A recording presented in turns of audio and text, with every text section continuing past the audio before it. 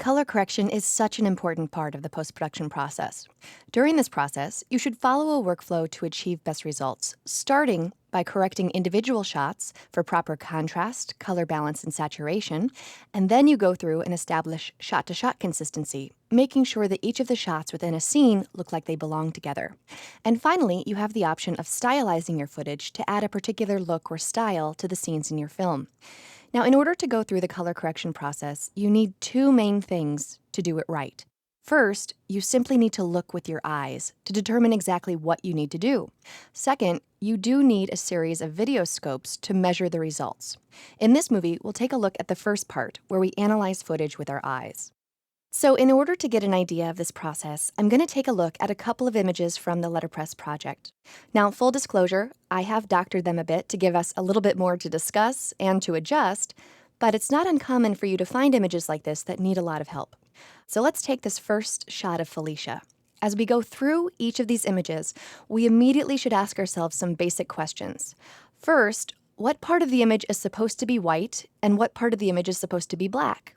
How are the brightness and contrast? How are the colors, and is there a color cast? And how is the saturation level? First, what part of the image is supposed to be white and what is supposed to be black? Well, the wall behind her should measure at near white, and the sign in the background here, as well as perhaps some shadows in her hair and this woman's shirt, should be black.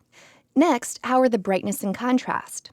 Well, this image is really dark, so it doesn't have a lot of brightness. It's also dim and muddy, so its contrast needs to be improved too. Next, how are the colors, and is there a color cast? The colors in this image are okay. When the brightness and contrast are improved, I think the color spectrum will open up a lot and make everything look a lot better. And I don't think there's an inherent color cast to this image. Finally, how is the saturation level? Again, this image is pretty dim, which really affects saturation, so we'll probably stand to raise the saturation quite a bit. I think we have a pretty good idea where we're going with the shot. Now, let's take a look at this shot of Anita.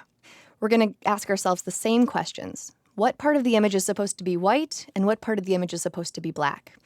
Well, the wall behind her should be approaching white, and I think the darkest part of her hair should approach black. Next, how are the brightness and contrast? Well, this image is not bright and it doesn't have a lot of contrast. That is, the brightest values aren't bright enough and the darkest values aren't dark enough. It's just sort of flat. So we need to improve both brightness and contrast. Next, how are the colors, and is there a color cast? There aren't a lot of rich colors in this image, so we should try to improve that. And also, there looks to be a bluish color cast to this image. And finally, how is the saturation level?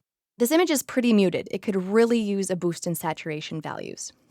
All right, so again, even before we begin measuring the video signal, we already have a jump start in what we need to do. This analysis part of the process will get easier and quicker, and soon you'll be able to perform the analysis in a matter of seconds before you dive into correction.